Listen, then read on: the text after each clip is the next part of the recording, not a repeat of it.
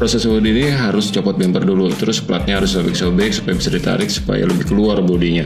Sisanya tinggal dibentuk aja. Kalau kurang ya tinggal ditambahin plat yang sama dengan plat quarter panel bodi mobilnya, jangan beda.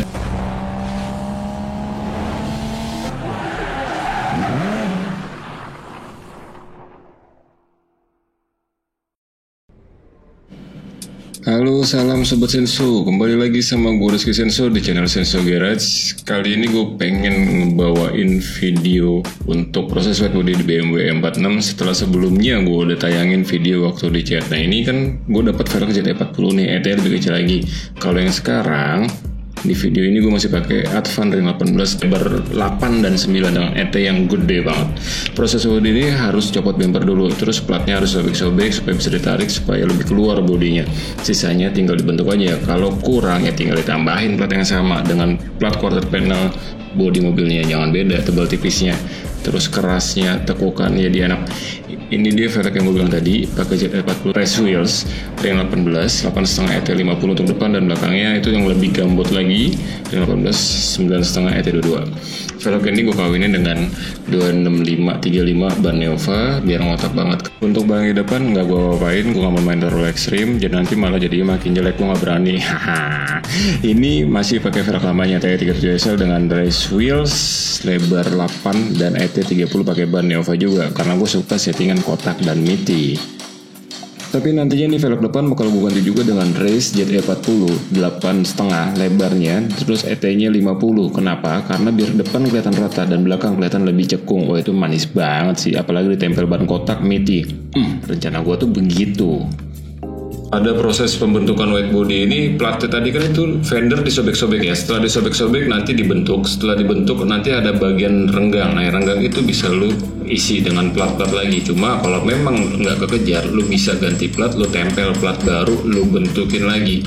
Nah yang bagian pentingnya lagi itu adalah bagian dalamnya yang harus lu bikin supaya biar lebih longgar untuk pakai ban yang profil yang otak dan lebar. Proses pembentukan plat bagian dalam lumayan susah dan perlu hati-hati juga karena ada fuel tank di area situ. Pastikan ada bocoran bensin, nggak ada uap bensin, pasti nanti ada pengelasan di area fender. Platnya lumayan keras, makanya pemilihan ketok bodinya harus benar-benar tepat. Harus jago ngelas juga biar cepat pengerjaannya, lu nggak lama-lama main di bengkel tersebut.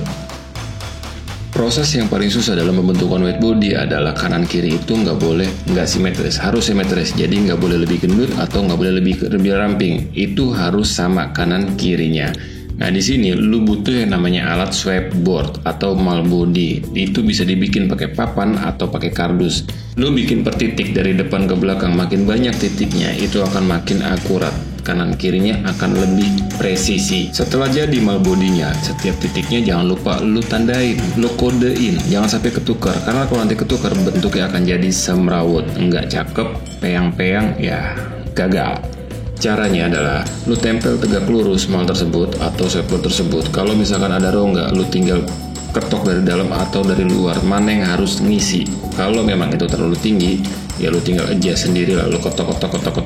Nah di sini harus sabar karena makin banyak swipeboard yang lu bikin, makin banyak pengerjaannya tapi makin presisi hasilnya. Harus sabar.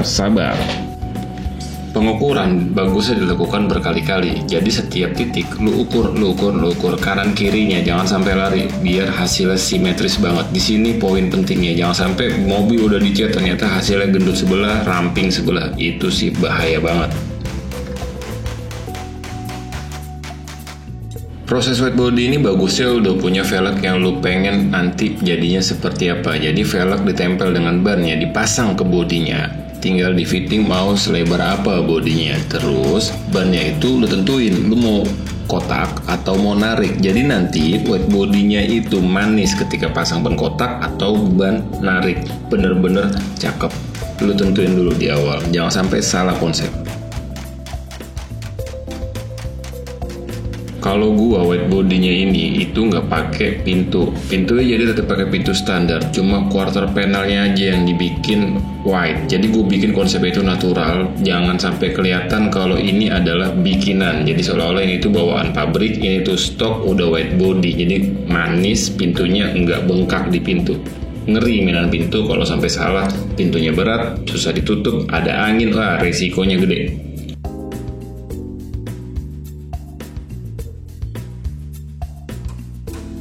Ingat juga, white body itu lu bukan cuma ngebentuk body bagian luar biar kelihatan manis, tapi white body itu pasti ngejar dalamnya biar longgar supaya nanti begitu lu pakai velg yang lebar, lu pakai ban semiti apa, lu pakai ban sengotak apa atau senarik apa, diusahain dalamnya kan agak serot. Makanya bagian inner fender itu bagian penting juga yang perlu dibentuk. Di sini prosesnya lebih susah karena posisinya terbatas, jadi hati-hati.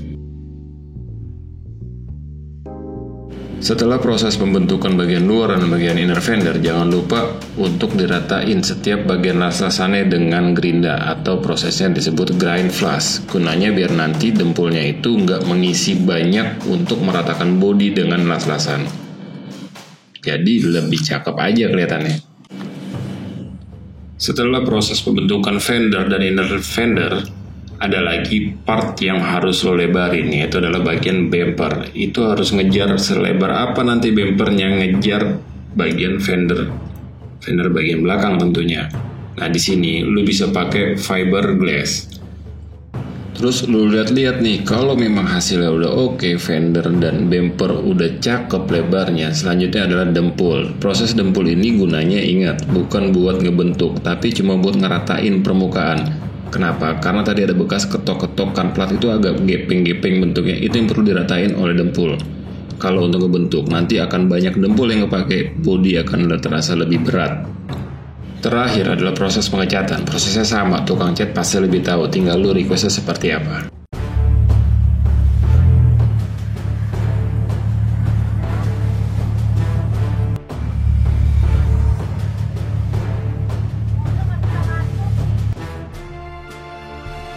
Ini dia hasil akhirnya setelah gua white body dan repaint, tapi di sini belum gua poles karena gua masih nunggu clear coat-nya itu matang dulu. Setelah keras banget baru tinggal dipoles dan di coating untuk akhirnya.